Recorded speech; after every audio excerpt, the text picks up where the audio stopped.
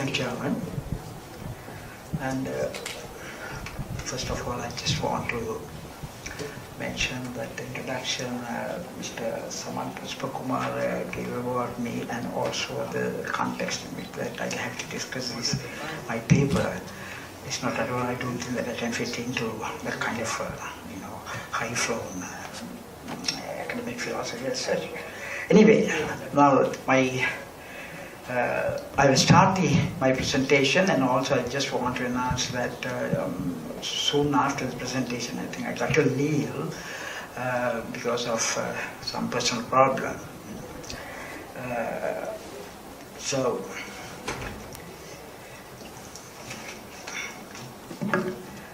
this was, in fact, I just want to tell you all that just this morning only that when I first came here in the morning, and then I got about 2 or 3 hours to write this paper. So therefore this is very sketchy and very scratchy paper. Yes, references. No activation is not here at the moment, and head philosophy, professors past and present, and colleagues and students. Let me thank first of all Dr. Charita Hera, the head Department of Philosophy, for organizing the Philosophy Day seminar this year in style and with admirable quality. I also thank him for inviting me to present a paper on this occasion before a distinguished academic audience. As you will see on the screen, the topic of my paper is reading Marx's Capital as a materialistic moral text. Taking into account the time allotted to each presenter, that is 30 minutes, I will brief on 2 points. First, justificatory clarification of my adoption of the phrase materialistic moral. Second, moral foundation of Marx's MCM, that is money, commodity, money formula in Capital, Volume 1. First, that is clarification of my adoption of the phrase materialistic moral. Reading Marx's Capital as a materialistic moral text is an interesting topic, at least as far as I am concerned. But the phrase or the adjective in the second part of the topic, namely materialistic moral, may sound odd, paradoxical, and confusing. Therefore, it deserves a justification and a clarification. I am well aware of the confusion or even the contradiction likely to be generated by my use of the expression Christianity sound paradoxical and oxymoronic. An oxymoron is a rhetorical device that uses an ostensible self contradiction to reveal a paradox. Let me present some examples. Honest thief, benevolent dictator, I'm busy doing nothing, serious joke, and virtual reality. Another famous oxymoronic phrase is the same difference. The same difference have completely opposite meanings. Therefore, bringing them together into one phrase produces a verbal puzzling and at times even a contradiction. But the words materialistic moral are not opposites, as one can do a moral reasoning within a materialistic framework without confronting or contradiction. Marx did exactly this. The title of Ashish Dalela's recent book is Moral Materialism. But no contradiction traced by scholars regarding the title of this book. In fact, some scientists are of the opinion that moral questions are processed inside the brain. If they are right, then it is quite appropriate to adopt phrases such as materialistic moral or moral materialism. Materialistic approach aside for the moment. Anyway, I could not find any other phrase to qualify Marx's views on morals, as Marx was both a materialist and a moralist at the same time. That is, Marx was a materialist cum moralist. That is enough of the seemingly troublesome phrase. Marx was a social theorist, an economic analyst, and a political revolutionary, journalist, historian, but he was never a moral philosopher, are the most popular identities assigned to Marx. The first five are of course true, but even the last characterization, namely he was not a moral philosopher too, in a sense is true, as he is not a moral philosopher in the traditional sense of the term. He, being an ardent materialist, clarified his theoretical position on this, emphasizing, I quote, "We do not preach morality, we create them." This quotation is from German Ideology, which of course, as we all know, that he wrote this with his friend, the close friend, and the ally, Friedrich Engels. Basing on this principle and on his material conception of history, Marx tried to build a moral system to redeem mankind from capitalist domination. Marx bases his entire thought on the following. His views on morals are no exceptions. I quote, "The first premise of all human history is of course the existence of living human individuals. Men can be distinguished from animals by consciousness, by religion, or anything else you like.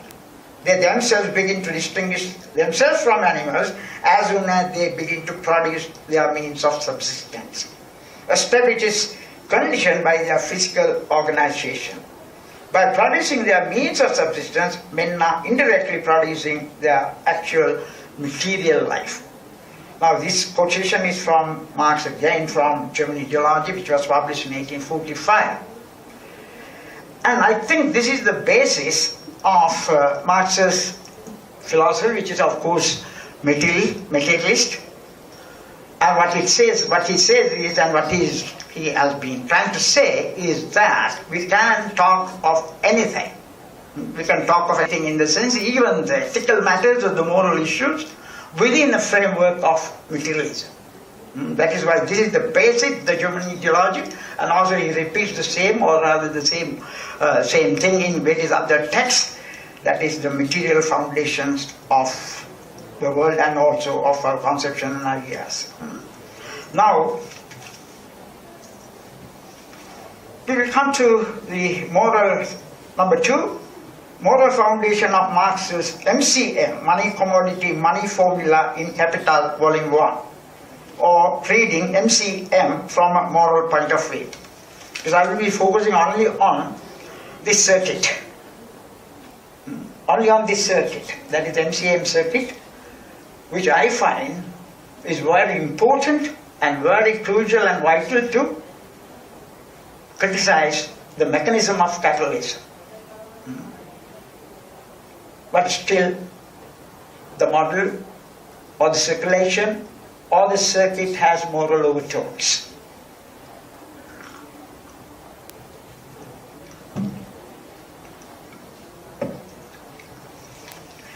Taking into account the time factor, I will now straight away turn to Marx's Capital and will focus on the general formula Marx developed in Capital when analyzing the dynamics of capitalism. Marx introduced and explained in chapter 4 of Capital his famous general formula for capital, MCM. So, types of circulation are threefold, to put them simply and in brief. CC, that is capital C, CC, commodity to commodity. For example, a bag of coconut for a bag of rice. If you are a fisherman and you need some chickens, you will go to someone who has chickens and who is also in need of fish. You will exchange your fish for the chicken. And this is simple commodity exchange or transformation. Commodity exchange rather. Then we have CMC. Commodity to money and money to commodity. For example, a land is sold for rupees 5 million and then use that money to buy an electric car. Because Michael Samaravi very recently said this about this. So that in fact, it is good that introducing electric cars are good. It is good, but only thing is that people who do not have money, they have to sell their houses and then buy the electric car. So therefore this is not CMC. I just gave you just an example, get an idea about it. So the ultimate purpose of CMC then is to consume use values, in this case the electric car. Or to explain this circuit a bit more, CMC is the simplest form of the circulation of commodities. The transformation of commodities into money and the change of the money back again into commodities, or to say the same in common parlance, selling in order to buy. But alongside of this form, we find another specifically different form, that is MCM. MCM, mudal, bond, mudal. Ar mulleke me singala in an exam ham mulleke bond, mudal, bond. Palaveni ke bond, bond. So bond, mudal, bond is one circuit. The other circuit is MCM. So MCM, the transformation of money into commodities and the change of commodities back again into money. Or this already has the potential to serve as potential capital. That's the second. MCM, the last circuit of the trail, represents modern capitalism. Its ultimate purpose of the cycle is the accumulation of money. MCM cycle is never ending because the end product is simply more money. Here, money is properly thought of as capital. It is an end in itself and is put out into the market to buy goods in order to sell them for more money. As Marx says in Capital, I quote, capitalist goal is boundless enrichment, unquote.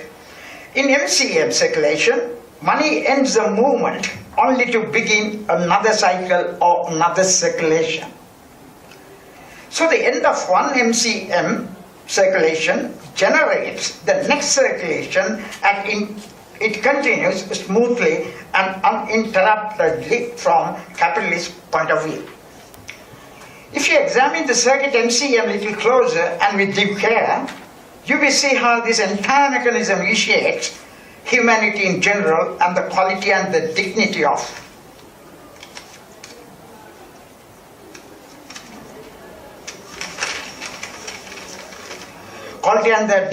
the worker in particular.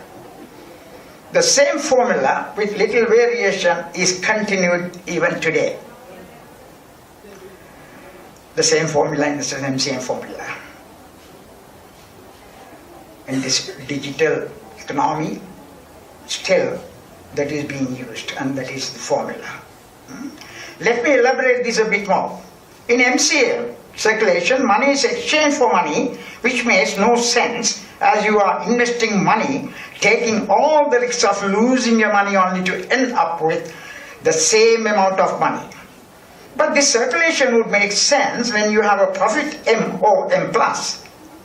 This is called surplus value. This poses a big question,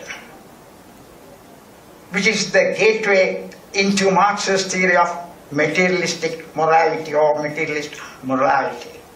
But Marx did not analyze the moral consequences or the ethics of the MCM circulation in detail. Where does this surplus come from? Or rather, where does this surplus value come from? The answer is a commodity which has the capacity to produce more value than it itself has. What is this commodity then? It is labor power of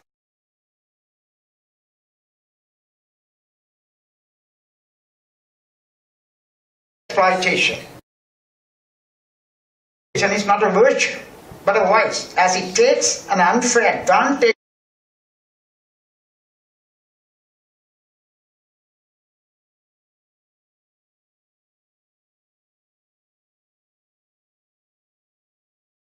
capital in volume 1. I quote, capital is dead labor that vampire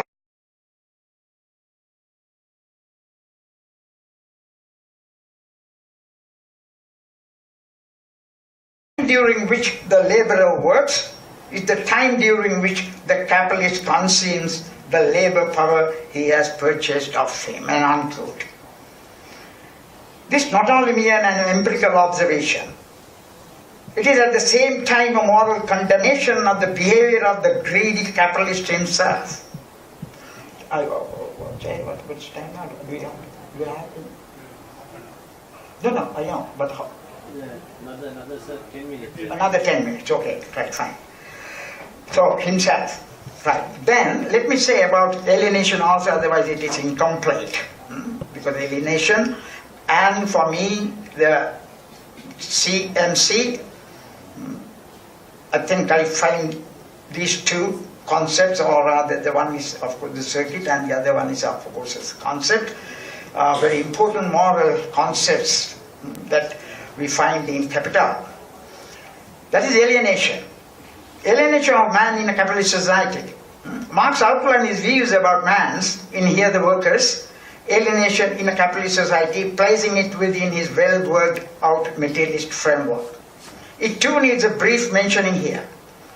For Marx, alienation takes place at 4 levels to dominate him as and his life.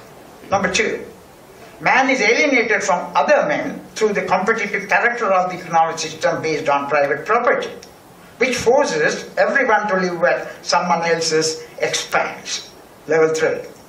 Man is alienated from nature, which does not confront him as a field for the creative exercise of his powers, but as a limitation on his creative power. Level 4. Man is alienated from society as the expression of social collective power. As long as man cannot be himself, as long as man is forced to play out a social role cast for him by the system, he cannot become the subject of ethics. His moralities are not expressions of his humanity, but reactions to his inhuman condition. When man recognizes the inhumanity of his condition, he leaves behind the fields of moralities and enters upon a human ethic. He becomes an ethical subject, my emphasis. That is, I have here. Who judges himself by the standards of his nature, instead of being a moral object judged by external criteria imposed upon him. Now I think, since I'm also in a hurry to get back home, so I will conclude or wind up this short paper, this very brief skit. As we will understand, nothing much one can do in 30 minutes, particularly on a theme like this. There may be problems with Marx's views on ethics in general, and obviously with my only to a few quotes of Marx.